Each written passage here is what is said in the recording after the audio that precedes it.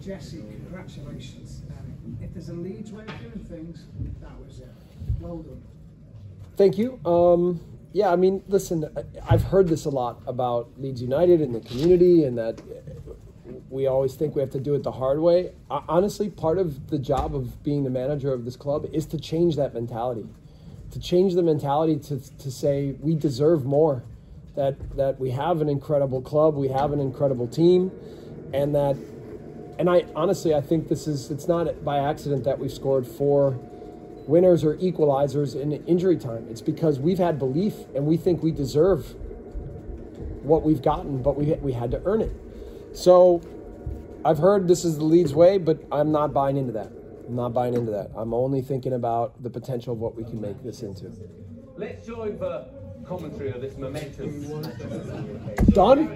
Thank you. Yeah. Who won the title, Adam? Who won? Man City? Oh, did it? So Liverpool did win it. But Liverpool didn't win it. Okay. The game, just on the game, which was crazy. Yeah. What was the idea? What was the game plan going into it for you today? How were you going to win the game? Well, we wanted to find ways to press them, and we wanted to also find ways with the ball to unbalance them. And I actually thought the first maybe 25 minutes were pretty good. We lost some balls a little bit, and they played long balls and picked up second balls, and that's the way they were dangerous. And then our guys got tired a little bit at the end of the first half, and it was hot. And then the game got a little bit more open, and then some of their good attacking 1v1 players were able to get free at certain moments. But what I was so happy to see was in this moment, at the start of the match, to see us play well and to go after the game and not play afraid. I thought we could have, as the half went on, even been better with possession and the desire to get the ball in tight spaces and move it again and have good rotations. But then at half, we just tried to say that in the heat, the concentration for what the match needs and the concentration for every single action is so massively important. And the pressing moment where we get the penalty is really good, and then really a little lapse from us that when we go a man up, we give up a goal. But then the way we pushed at the end and kept the fate in our own hands and pushed to get the goal again, I think was our aim at the 75th, 80th minute, and then that's what got us here. How much were you aware of what was going on? Yeah, I sent some of our coaching staff at one point just to watch the match because I didn't need any more help thinking about what to do with our team. I needed to know exactly what was going on, and then we tried to communicate that. But we tried to get the word out especially when we were up 2, that we want to win the game. We want to end it and make sure that Burnley can't have a last ditch effort, and what in German we call it the lucky punch, to find a way to seal our fate. Jesse, you knew it would be tough when you came here. Honestly, did you believe all the way through that it was going to end like this? I believed that we were going to do this. There wasn't one day I didn't believe, and that's why I never talked about being in the championship. For me, this business is about belief and about exuding it as a leader. And the other part that I had as an advantage was the group of players that we have. I believed in them, and I believed in their spirit and their resolve, and I believed in their character, and I believe that over time, with all the things we've been through, that it's made us stronger, not weaker.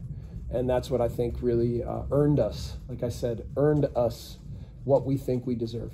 So what happens now, finally, Jesse? What happens this summer for you now? What do we concentrate on now? Yeah, I mean, we all need to take a little break. I think we've earned it. It's been a stressful time. But we're going to have a meeting in the next couple of days, and we're going to talk about how to build this roster and continue to build this club in a way that represents what we want to be moving forward. I think there's still so much potential. Teams always change. That's a fact. But I think from the academy all the way up, we need to really focus on the infrastructure of what we're doing and maximize the potential of what we can become every day. So now we have a real opportunity to do that. Can you give any assurances about some players staying? No, I can't. Honestly, I haven't even inquired. Most of the things I know from reading than talking. Take Rafa, for example. All I've talked about is him and how to play the best role within our team and commit to the group, and what a big play he makes in a massive moment for our team. So have a drink tonight. Yeah, I've already had a couple. Graham. Jesse, how much information did you pass on to the players about what was happening? Yeah, we were trying to always let them know. It's hard when it's loud. You know, when they scored the equalizer, our guys didn't know they were down a man because it was an injury and a guy came off, and so we had to communicate that. Then we had to go through some formation changes. Then we were trying to communicate the score, and lastly, that Rafa came over to me and said, "We need to win," and I said, "Absolutely, push." And then we changed the formation to 4 in the back, and we wanted to get the goal.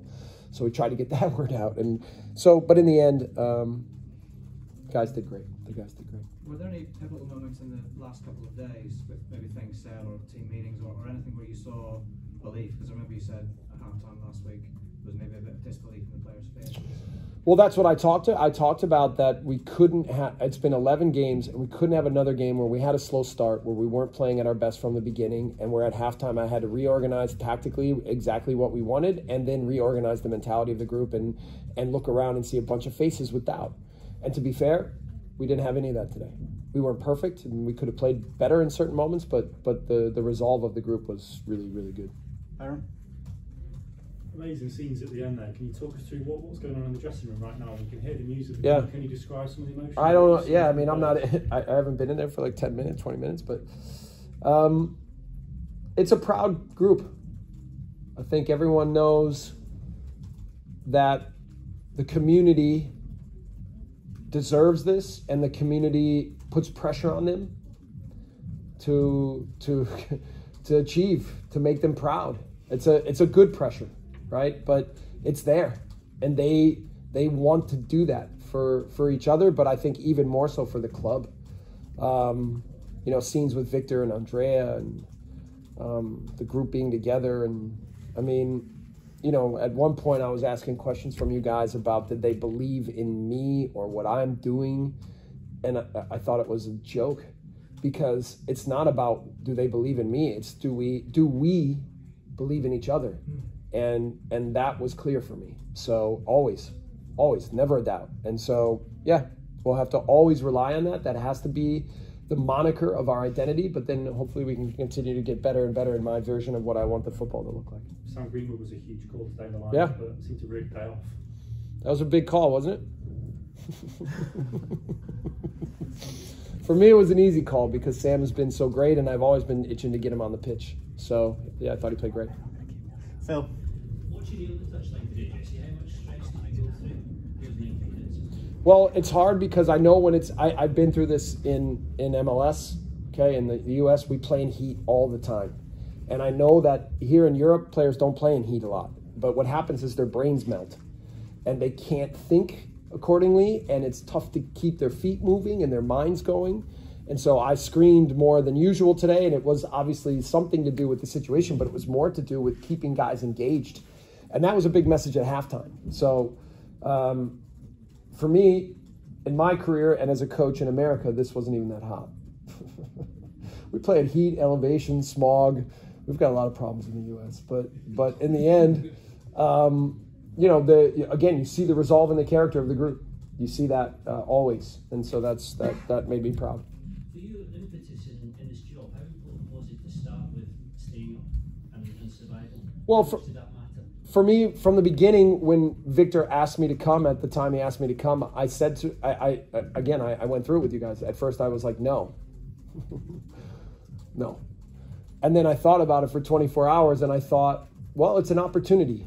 And again, my focus was to keep us up, but it's been a very important 3 months, I think, for me and my connection to the future of this club, because I know the players more, I know the club more, I know the people that work within the club, I know the fan base, I know the community. I'm much more aware of exactly who we are and what we are and where I want to take it. So, yeah, that's how I treated it from the beginning, but I was laser focused on achieving this goal. We'll do 3 more. We'll do Stuart, one in the middle, and Chris at the back. Jesse, come the last day, you've not just gone with Sam, you've gone with Joe as well. Is that a sign of how this club has to move forward, putting faith in these young players? Yeah, and it's too bad that Cree got hurt, Somerville, because he was really emerging as a better and better player and engaging within the group more and more. But yeah, I mean, we will. I think the balance with any team, especially if you want to play active football, which is, you know, intensive football, is to get the balance of leadership and experienced players on the pitch, but also youth and younger legs that are brave, that can run, that can meet the standards of the way we want to play. So I think that from a leadership perspective, we have an incredible core, really. An incredible captain, an incredible leadership council, total belief that I think trickles down to the player pool in a big way. And then we need to continue to invest in young players, and I don't just mean with money, I mean with time and energy, and develop them in a way that can continue to help this club make steps forward. Yep. Hi, Jesse, good to see you. Hi. Obviously, Leeds have obviously gone from finishing 9th last season to now finishing 17th. What do you feel like needs to be done so you don't have this sort of season again? Well, again, it's almost been a Band-Aid project than it has been a project about style of play and identity and developing an academy. And so there's so much to do. I think we've really started the process in a good way, and we've invested in each other and in what we have from a resource and player and person and people perspective. But I think we're just scratching the surface of the potential of what we want to become. So there's a lot to do. I mean, it's almost everything. But I'm so thankful to work with the people that I work with every day. And I knew that regardless of the outcome of today, that we have a big future because of the people that are involved. That's from a player perspective, worker perspective, support staff, everything. So. Last question from Chris at the back, please. Hi, Jesse. Hi. We've just been outside with the fans. As you can imagine, you're a fairly happy bunch.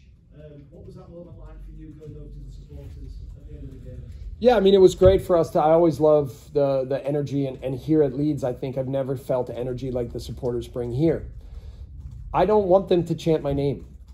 I don't want them to chant my name. I don't need to. I want them to chant who we are. This is not about any one person, and certainly not about me. This is about our club and who we want to become and the unity that we have as a group. Don't worry about me.